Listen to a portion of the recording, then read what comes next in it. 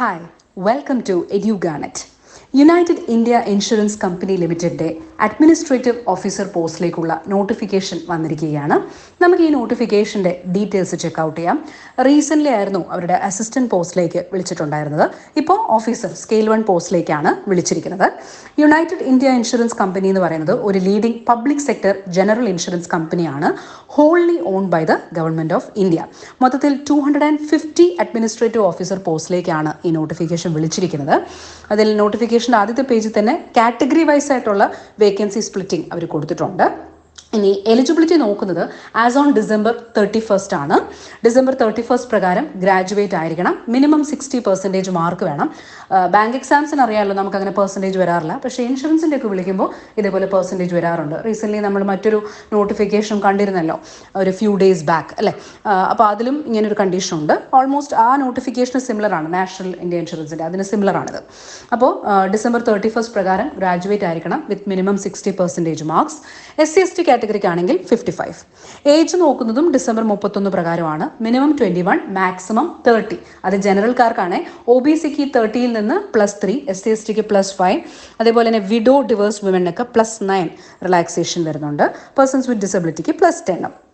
Okay, ഇനി നമ്മൾ ഈ അറിയേണ്ട ഒരു കാര്യം, ആപ്ലിക്കേഷൻ ഫീ വരുന്നത് 1000 rupees ആണ്. 1000 rupees + GST. അതുപോലെ തന്നെ SC/ST അല്ലെങ്കിൽ പേഴ്സൺസ് വിത്ത് ഡിസബിലിറ്റിക്ക് 250 rupees + GST ആണ്. ലാസ്റ്റ് ഡേറ്റ് ഓഫ് ആപ്ലിക്കേഷൻ വരുന്നത് 23rd January ആണ് കേട്ടോ. അപ്പോൾ അതിന് മുൻപായിട്ട് അപ്ലൈ ചെയ്യണം. എക്സാം ഡേറ്റിനെ കുറിച്ച് പിന്നീട് അറിയിപ്പിക്കത്തേ ഉള്ളൂ. നാച്ചുറലി ഫെബ്രുവരിയിലാണ് എക്സാം വരിക.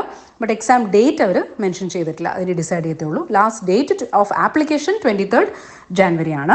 ഓൺലൈനായിട്ടാണ് അപ്ലൈ ചെയ്യേണ്ടത്. അപ്ലൈ ചെയ്യേണ്ട ഡയറക്റ്റ് ലിങ്ക് ഡിസ്ക്രിപ്ഷനിൽ കൊടുത്തിരിക്കാം. അപ്പോൾ നിങ്ങൾക്ക് വേറെ ബുദ്ധിമുട്ടൊന്നും വരത്തില്ല. ആ ലിങ്കിൽ ക്ലിക്ക് ചെയ്യുമ്പോൾ തന്നെ ഡയറക്റ്റ്ലി നമ്മുടെ ആപ്ലിക്കേഷൻ പേജിലേക്ക് പോകും. അത് നിങ്ങൾ ഫോണാണ് യൂസ് ചെയ്യുന്നതെങ്കിൽ റൊട്ടേഷൻ മോഡ് ഓൺ ചെയ്തിട്ട് ഫോൺ തിരിച്ചു പിടിക്കണം, ഹൊറിസോണ്ടലി പിടിക്കണം കേട്ടോ. പിന്നെ ആപ്ലിക്കേഷൻ്റെ സെലക്ഷൻ്റെ പ്രൊസീജിയർ വരുന്നത് ഒരു ഓൺലൈൻ ടെസ്റ്റ് ആണ് വരുന്നത്. ആ ഓൺലൈൻ ടെസ്റ്റ് എന്ന് പറയുന്നത് ഒരു കോമ്പോസിറ്റ് ടൈം ഓഫ് 2 hours ആണ്. സെക്ഷണൽ ടൈമിംഗ് ഇല്ല, composite time on of 2 hours. അതിൽ റീസണിംഗ് ഉണ്ട് 50 ക്വസ്റ്റ്യൻ 50 മാർക്ക്, ഇംഗ്ലീഷ് ഉണ്ട് 40 question 40 mark, QA 50 question 50 marks, GA 40 question 40 marks, പിന്നെ കമ്പ്യൂട്ടർ ലിറ്ററസി 20 ക്വസ്റ്റ്യൻ 20 മാർക്സ്. അങ്ങനെ മൊത്തത്തിൽ 2 മണിക്കൂർ നീളുന്ന ഓഫീസർ പോസ്റ്റ് അല്ലേ, അതുകൊണ്ട് തന്നെ ഇച്ചിരി ഹയർ ലെവലും ആയിരിക്കും നാച്ചുറലി എക്സാം. അപ്പോൾ ഒരു 2 hours എക്സാം ആണ് വരുന്നത്. ആ 2 hours നമുക്ക് എങ്ങനെ വേണമെങ്കിലും ഈ സെക്ഷൻസ് നമ്മുടെ കൺവീനിയൻസിന് യൂസ് ചെയ്യാം. ശരി ഉത്തരത്തിന് 1 മാർക്ക് കിട്ടും, തെറ്റുത്തരത്തിന് 0.25 മാർക്ക് കുറയും. റഫ് പേപ്പർ എക്സാം സെൻറ്ററിൽ തരും. ഒബ്ജക്റ്റീവ് ആണ്, ഒരു ക്വസ്റ്റ്യൻ ഓപ്ഷൻസ് കാണും, കറക്റ്റായിട്ടുള്ളതിലോട്ട് നമ്മൾ ക്ലിക്ക് ചെയ്യണം. ക്ലിക്ക് ചെയ്യുമ്പോൾ നമ്മൾ ശ്രദ്ധിക്കേണ്ട കാര്യം, ഓരോ ക്വസ്റ്റ്യനും കഴിഞ്ഞ് സേവ് ആൻഡ് നെക്സ്റ്റും ക്ലിക്ക് ചെയ്യണം. ഓക്കെ, പിന്നെ നമുക്ക് അടുത്തായിട്ട് അറിയേണ്ട കാര്യം, അങ്ങനെ ഒരു ടെസ്റ്റാണ് ഒരു സെലക്ഷൻ പ്രൊസീജിയറിൽ പറഞ്ഞിരിക്കുന്നത്. Will be based on the online examination. ഒറ്റ എക്സാമേ ഉള്ളൂ. പിന്നെ ഈ എക്സാം ക്ലിയർ ചെയ്യുന്നവർക്ക് ഇൻ്റർവ്യൂ ഉണ്ട് കേട്ടോ, ഇൻ്റർവ്യൂവും വരുന്നുണ്ട്. ഈ ഹൗ ടു അപ്ലൈ, എങ്ങനെയാണ് ഈ എക്സാമിന് അപ്ലൈ ചെയ്യേണ്ടത്? യൂഷ്വലി ഈ എക്സാംസിന് അപ്ലൈ ചെയ്തുകൊണ്ടിരിക്കുന്നവർക്ക് വലിയ ബുദ്ധിമുട്ടൊന്നുമില്ല. സാധാരണ പോലെ തന്നെ നമ്മുടെ ഒരു പാസ്പോർട്ട് സൈസ് ഫോട്ടോ, നമ്മുടെ സിഗ്നേച്ചർ, ലെഫ്റ്റ് തംബ് ഇംപ്രഷൻ, പിന്നെ hand written declaration. Hand written declaration again എങ്ങനെ എഴുതണമെന്നുള്ളത് ഇപ്പോൾ സ്ക്രീനിൽ കാണിക്കാം. അതുപോലെ തന്നെ എപ്പോഴും നിങ്ങളുടെ സ്വന്തം ഹാൻഡ് റൈറ്റിംഗിൽ വേണം ഹാൻഡ് റിട്ടൺ ഡിക്ലറേഷൻ എഴുതാൻ. അതുപോലെ തന്നെ എഴുതാം. പിന്നെ നമ്മൾ നോട്ടിഫിക്കേഷൻ്റെ തന്നെ പേജ് നമ്പർ 17 കഴിഞ്ഞതിന് ശേഷം അനെക്സ്ചർ 1 ഉണ്ട്. അപ്പോൾ അവിടെ അവർ ഇത് ഓരോന്നും ഏത് സൈസിലാണ് ആക്കേണ്ടത്, ഫോട്ടോഗ്രാഫ് 4.5 cm × 3.5 അങ്ങനെ ഓരോന്നിൻ്റെയും അവർ സൈസ് കൊടുത്തിട്ടുണ്ട്. അത് അവിടെ നോക്കിയാൽ മതി. ആ സൈസിലാക്കിയിട്ട്, ആ ഒരു ഒറ്റ പേജിൽ തന്നെ മിക്കവാറും എല്ലാം വരുന്നുണ്ട്. അവിടെ നോക്കിയിട്ട് ആ പെർട്ടിക്കുലർ സൈസിലാക്കിയിട്ട്, അല്ലെങ്കിൽ നമ്മൾ അനെക്സ്ചർ താഴേക്ക് പോകുമ്പോൾ അനെക്സ്ചറിൽ തന്നെ പേജ് നമ്പർ 3 വരുമ്പോഴും ആ സൈസുകളെ കുറിച്ച് വളരെ ഡിസ്ക്രിപ്റ്റീവായിട്ട് കൊടുത്തിട്ടുണ്ട് നോട്ടിഫിക്കേഷനിൽ കേട്ടോ. അപ്പോൾ ആ സൈസിലാക്കിയിട്ട് വേണം അപ്ലോഡ് ചെയ്യാൻ. അഗെയിൻ ഓൾറെഡി അപ്ലൈ ചെയ്യുന്ന കുട്ടികൾക്ക് ഇതൊന്നും ഒരു ഇതായിരിക്കത്തില്ല, ഫസ്റ്റ് ടൈം ചെയ്യുന്നവരടുത്താണ് കേട്ടോ. ഇനി നമ്മൾ എക്സാമിന് അപ്ലൈ ചെയ്യുന്ന സമയത്ത് എക്സാമിനേഷൻ സെൻറ്റർ അവർ ചോദിക്കും നമുക്ക് എവിടെ വേണമെന്ന്.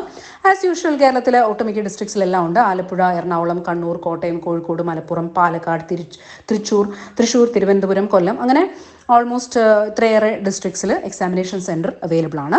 പിന്നെ ഞാൻ ആസ് യൂഷ്വൽ പറയാറുള്ളത് പോലെ പറയുന്നു, എക്സാമിന് അപ്ലൈ ചെയ്യുമ്പോൾ നിങ്ങൾക്ക് ഈസി ആയിട്ട് നിങ്ങളുടെ ഫോൺ ത്രൂ ചെയ്യാം. ബട്ട് ഫസ്റ്റ് ടൈം ചെയ്യുമ്പോൾ നമ്മൾ എവിടെയെങ്കിലും പോയി ചെയ്യുവാണെങ്കിലൊക്കെ നോ പ്രോബ്ലം. ബട്ട് നമ്മൾ വളരെ കെയർഫുൾ ആയിരിക്കണം. എൻ്റർ ചെയ്യുന്ന ഡീറ്റെയിൽസ് എല്ലാം അവർ എൻ്റർ ചെയ്തപ്പോൾ തെറ്റിപ്പോയെന്ന് പറഞ്ഞിട്ട് കാര്യമില്ല. നമ്മൾ ശ്രദ്ധിച്ച് നിൽക്കണം. എൻ്റർ ചെയ്യുന്ന ഓരോ കാര്യങ്ങളും കറക്റ്റാണെന്ന് ഉറപ്പ് വരുത്തുക. പേരൊക്കെ അടിച്ചു കൊടുക്കുമ്പോൾ എപ്പോഴും നമ്മുടെ ID പ്രൂഫിൽ എങ്ങനെയാണോ നമ്മുടെ പേര്, ലൈക്ക് നമ്മുടെ ആധാറോ അങ്ങനെ നമ്മുടെ ID പ്രൂഫ് ഉണ്ടല്ലോ, അതിലൊക്കെ എങ്ങനെയാണോ ഏത് ഫോർമാറ്റിലാണോ നമ്മുടെ പേര് വന്നിരിക്കുന്നത് അതേ രീതിയിൽ വേണം നമ്മൾ ഹോൾ ടിക്കറ്റിലും അടിച്ചു കൊടുക്കാൻ. അല്ലെങ്കിൽ പിന്നെ എക്സാമിന് പോകുമ്പോൾ ID പ്രൂഫും കൊണ്ടുപോകേണ്ടതുണ്ട്. അപ്പോൾ രണ്ടിലും രണ്ട് രീതിയിലായാൽ പ്രശ്നമാണ്.